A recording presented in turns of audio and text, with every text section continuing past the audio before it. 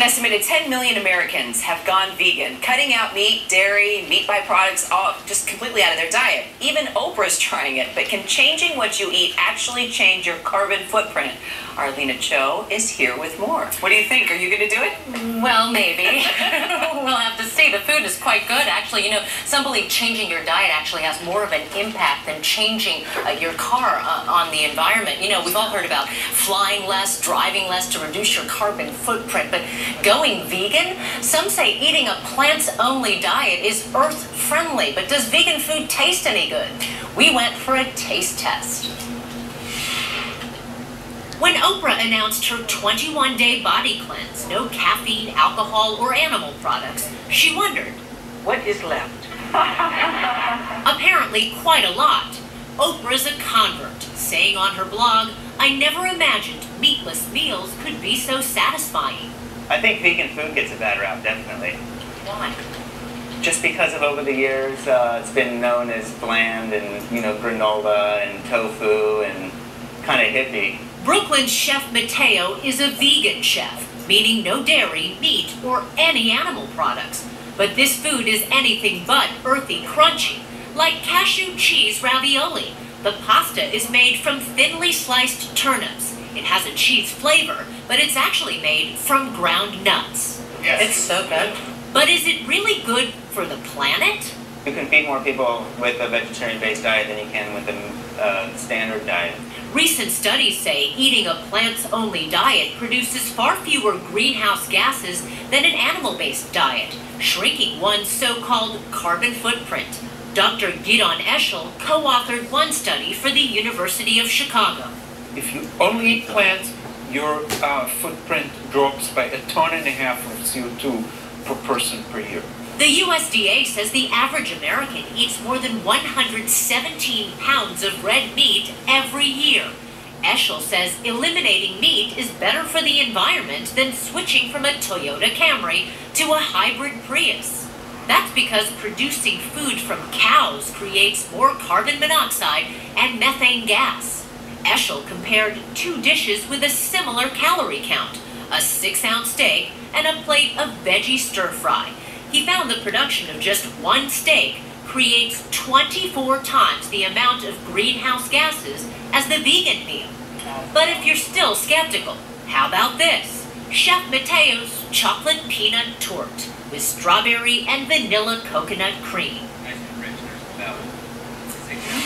Is right. It was very good. Now, a lot of people ask, what's the difference between being vegetarian and being vegan? Well, vegetarian means no animal flesh, meaning no meat, fish, or poultry.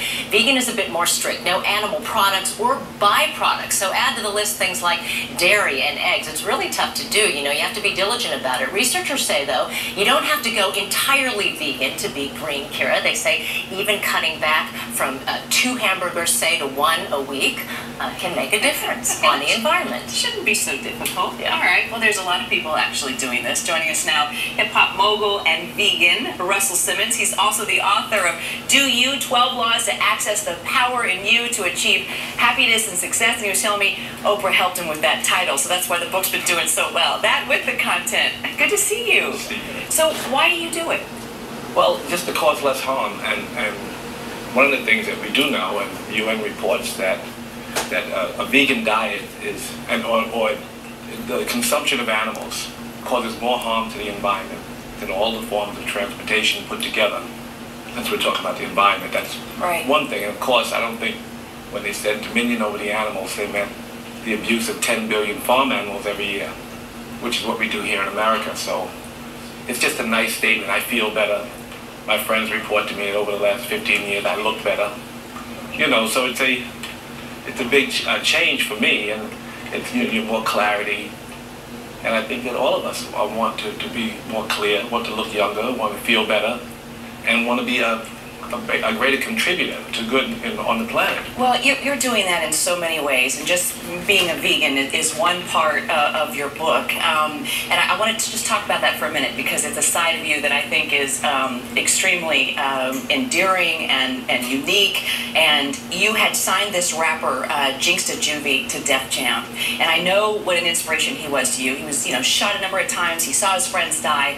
And he was an inspiration for this book, wasn't he? Yes, he was. You really saw him become a man. Yeah, no, I've seen so many artists grow, and I've been involved in mentoring many artists over the years, and he's one example. He's one who I just took under my wing, almost like a son. So he is a good example. Which moves into how you've seen him change and others change through what you've taken on. You actually said you wanted to go to yoga class and check out the girls. And also, in the beginning, yeah, but you found the Dharma. Tell me how that has changed your life. You're meditating, you've sought out this higher truth that's really gone deep into your soul. Well, it's just to recognize what's in him. I mean, in fact, all of us are looking for more stillness, for a chance to see the world in its beauty, right? And we're struggling with that. I mean, we have all these things that separate us. So the meditation slows the world down just a bit. The physical practice of yoga is part of that same process. All of us are searching, and so when you find a path that suits you, whether it's making church or, whether it's your temple or your synagogue or your mosque, and whatever it is, it's a path down the same road, and all of us are trying to get there. And yoga for me has been a very helpful practice. Something else